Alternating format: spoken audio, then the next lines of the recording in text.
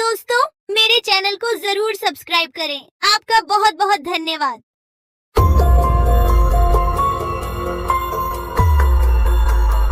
बहुत साल पहले की बात है। लक्ष्मीपुर के जंगल में एक पुरानी झील थी। वहाँ दिन में तो कोई घटना नहीं होती, पर थोड़ा सा भी अंधेरा छाते ही वह झील एक खूनी झील बन जाती। उस दौरान जो भी जानवर उस झील पर पानी पीने आ जाता, वह जिंदा वापस नहीं आता। कहा जाता आज तक किसी को उसका पता नहीं चला था। यही वजह थी कि जंगल के सारे जानवरों ने, यहाँ तक कि जंगल की राजा शेर ने भी उस झील को खूनी झील घोषित कर दिया था। अब पूरे जंगल में कोई भी शाम को उस झील की तरफ जाने की हिम्मत नहीं करता था।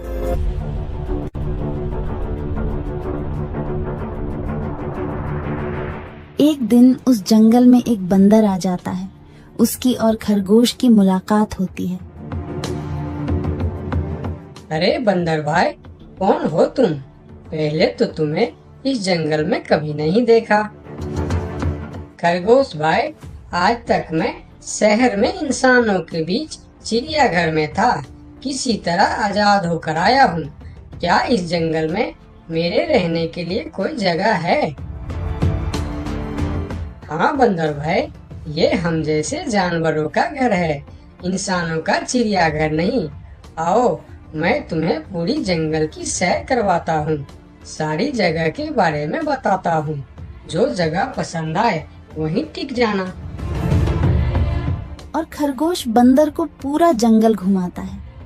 हाथी, जिराफ जैसे कई जानवरों के रहने की जगह ही नहीं। वहाँ के राजा शेर की भी गुफा दिखाता है, पर उस खूनी झील के बारे में ना बताता है और ना उसे वह दिखाने ले जाता है। बंदर वहीं बरगद के एक बड़े से पेड़ को अपने रहने के लिए पसंद कर लेता है। वहाँ रहते हुए अभी उसे 2 दिन ही गुजरते हैं कि तीसरे दिन शाम को घूमता हुआ वह उसी खूनी झील के पास पहुँच जाता है। अरे वाह, कितने सुंदर झील है। जी तो करता है ठंडे ठंडे पानी में कूद कर नहा लूं, लेकिन सर्दी होने का डर है। चलो आज सिर्फ ठंडा ठंडा पानी से अपना प्यास ही बुझा लेते हैं।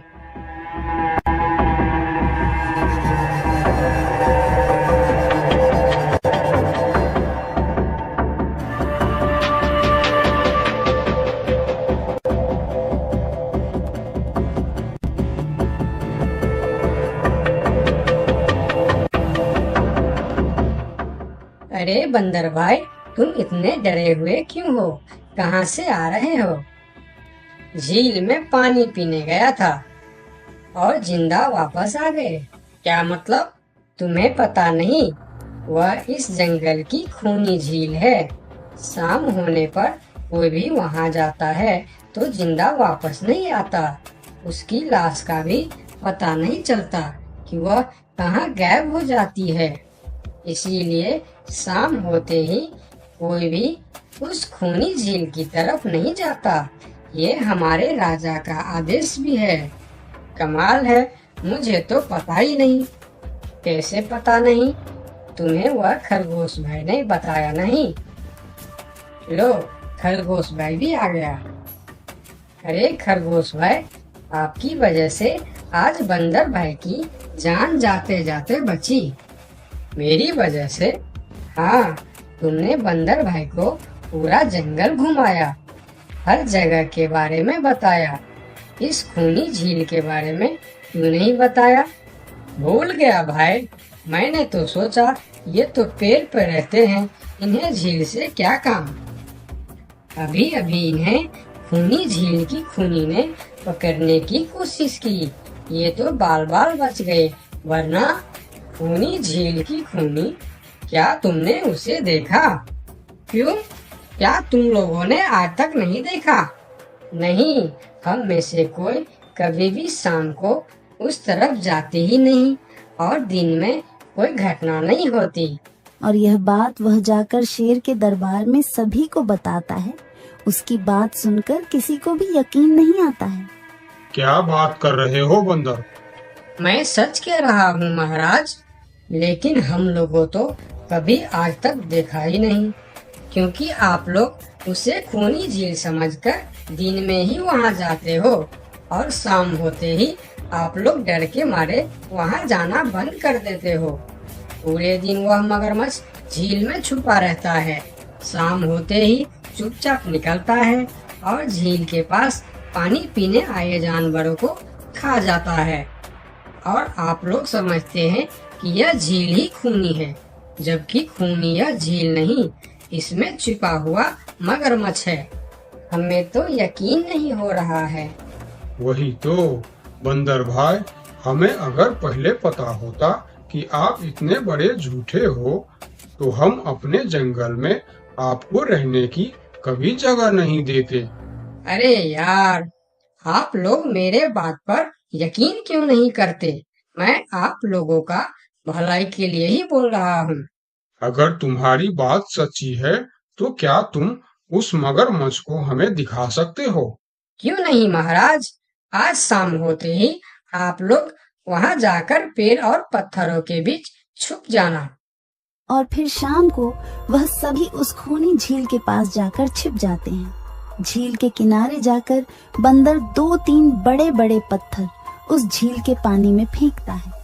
पत्थर के गिरने की छपाक छपाक की आवाज सुनकर मगरमच्छ पानी के अंदर चलता हुआ शिकार करने वहां आता है, मगर वहां पेड़ के पीछे छिपे दिखाई देते हाथी को देखकर वह सावधान हो जाता है और सोचता है,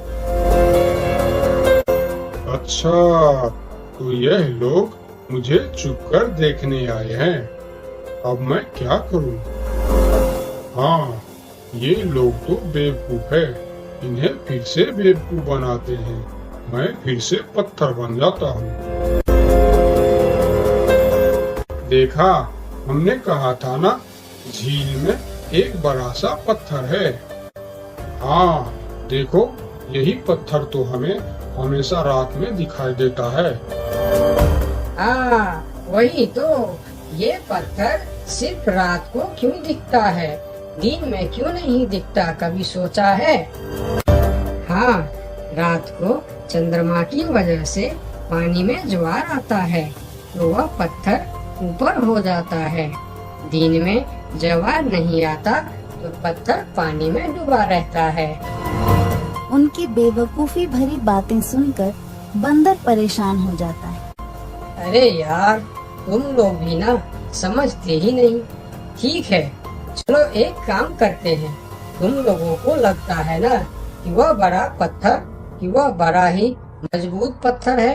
अगर यह खुद ही बता दे कि यह एक मजबूत पत्थर है तो मैं भी मान जाऊंगा और अभी गुलाटी मारते हुए झील में छलांग लगा दूंगा और तैरता हुआ इस तरफ से उस तरफ चला जाऊंगा। यह सुनकर मगरमच्छ के मुंह में पानी आ जाता है।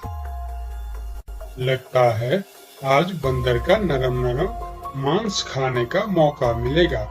वैसे भी ये सारे जानवर बेवकूफ है, आज तक मुझे पत्थर ही समझते आए हैं। मैं पत्थर हूँ, मैं मजबूत पत्थर हूँ। सुना आप लोगों ने, ये कैसे आप लोगों को बेवकूफ समझता है? अरे पत्थर भी कभी बोलते हैं क्या? अब सभी की समझ में बंदर की बात आ जाती है। रात भर सभी शेर राजा की गुफा में मीटिंग करते हैं।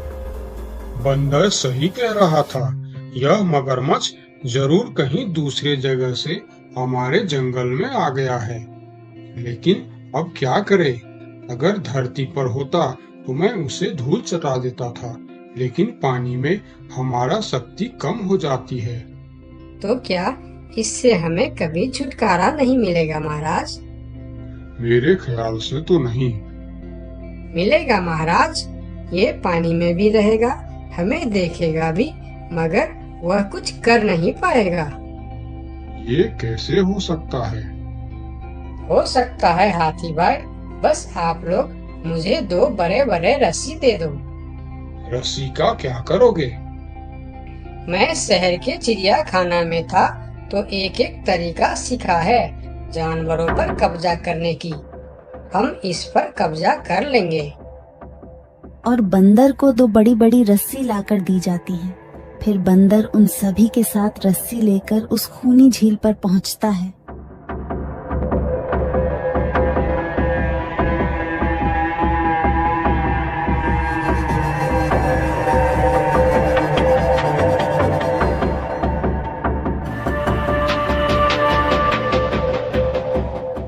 कल तक तो यह बंदर मुझे देखकर भागता था और आज पानी पीने आया है। लगता है ये भी दूसरे जानवरों की तरह मुझे पत्थर समझने लगा है।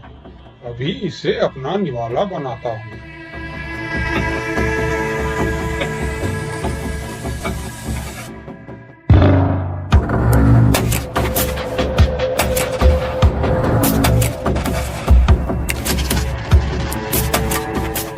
अरे ये तो भाग भी नहीं पा रहा है। अब यह जितना ज्यादा फरफराएगा उतना यह फंदा कसता जाएगा और चुपचाप रहेगा तो फंदा ढीला रहेगा। जैसे यह फिर हिलेगा फिर फंदा कसता जाएगा। अब ना यह इससे छूट सकता है और ना पानी में जा सकता है। अरे वाह, फिर तो यह हमारा कुछ भी नहीं बिगाड़ सकता। अब हम सारे जानवर इस झील में कभी भी पानी पी सकते हैं, कभी भी नहा सकते हैं। अब यह हमारा कुछ भी नहीं बिगाड़ पाएगा। अरे वाह बंदर भाई, मान गए।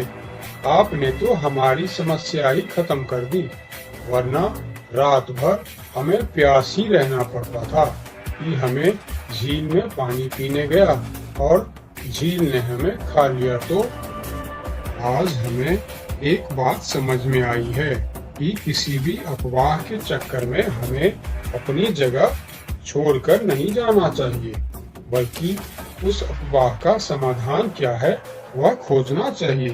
क्योंकि कोई भी जगह खूनी नहीं होती, उस जगह पर रहने वाला खूनी होता है।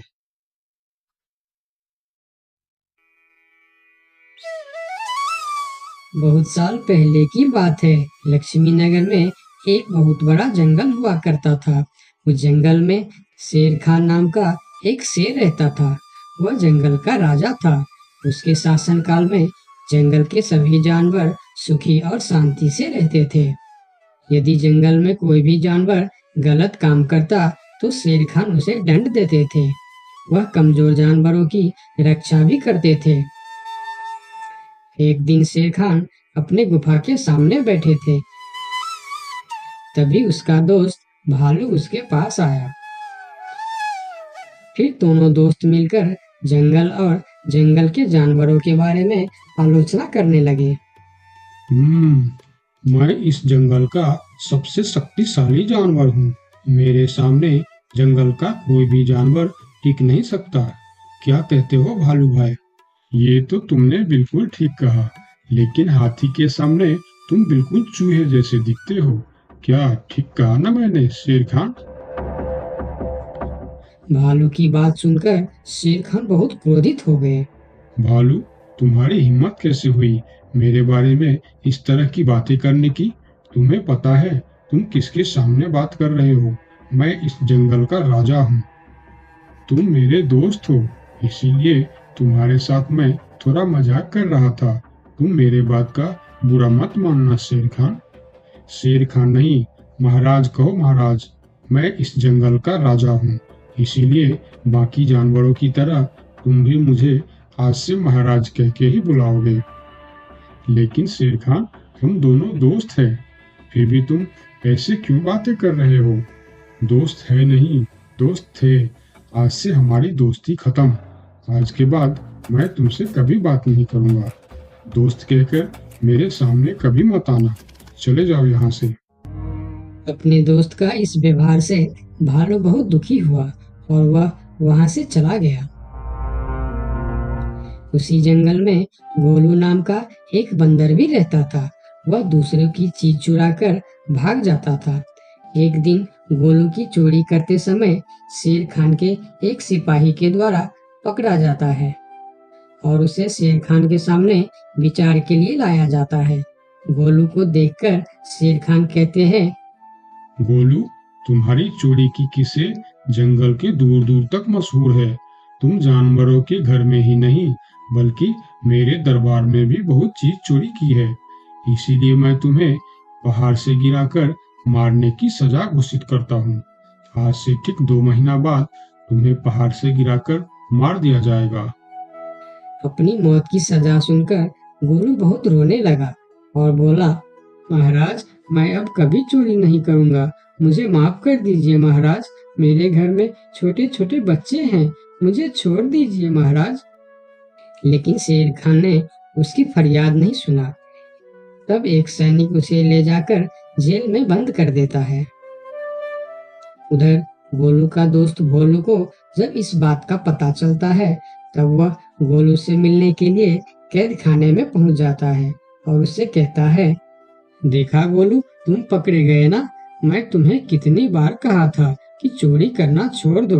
अब क्या होगा बताओ, कैसे निकलोगे यहाँ से? ये सब छोड़ो भोलू भाई, जो होना था वो हो गया। मुझे तो बस अपने परिवार की चिंता हो रही है। काश मैं मरने से पहले उनके लिए कुछ कर पाता। मेरे छोटे छोटे बच्चे हैं, बीवी है, अब उन सब का क्या होगा? मेरे बिना वह भी जीवित नहीं रह सकते। गोलू की बातें सुनकर भोलू सोच में पड़ गया। फिर वह शेर खान के पास गया और बोला, महाराज, मैं गोलू का दोस्त भोलू हूँ। मैं आपसे कुछ कहने आया हूँ। तो तुम गोलू का दोस्त भोलू हो। ठीक है, बताओ क्या कहना चाहते हो तुम?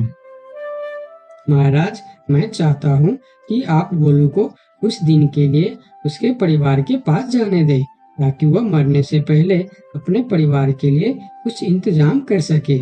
मरने वाले का आखिरी इच्छा पूरा कीजिए महाराज। आप एक बार उसके परिवार के बारे में भी सोचिए। गोलू ने जो किया उसमें उसके परिवार की क्या गलती है?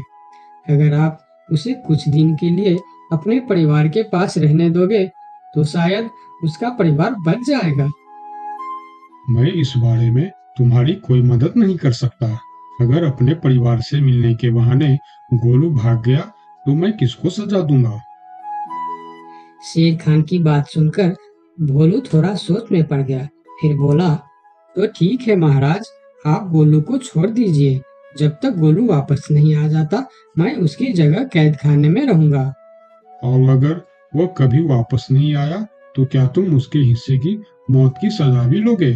थोड़ा सोचकर बताओ। हाँ महाराज, मैं इसके लिए भी तैयार हूँ।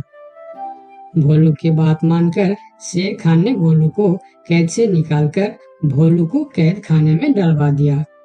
तब बाहर निकलकर गोलू ने भोलू को बोला, दोस्त, तुम चिंता मत करना, मैं समय से पहले ही वापस आ जाऊंगा। ऐसा कहकर गोलू वहां से चला गया और भोलू गोलू की जगह कैद खाने में रहने लगा। इस तरह बहुत दिन बीत गया, लेकिन गोलू वापस नहीं आया। तब एक दिन शेर खान भोलू के पास आया। देखा बंदर, मैंने कहा था ना गोलू वापस नहीं आएगा। अगर कल सुबह तक गोलू वापस नहीं आया तो शर्त के अनुसार कल शाम के समय तुम्हें पहाड़ से गिरा दिया जाएगा।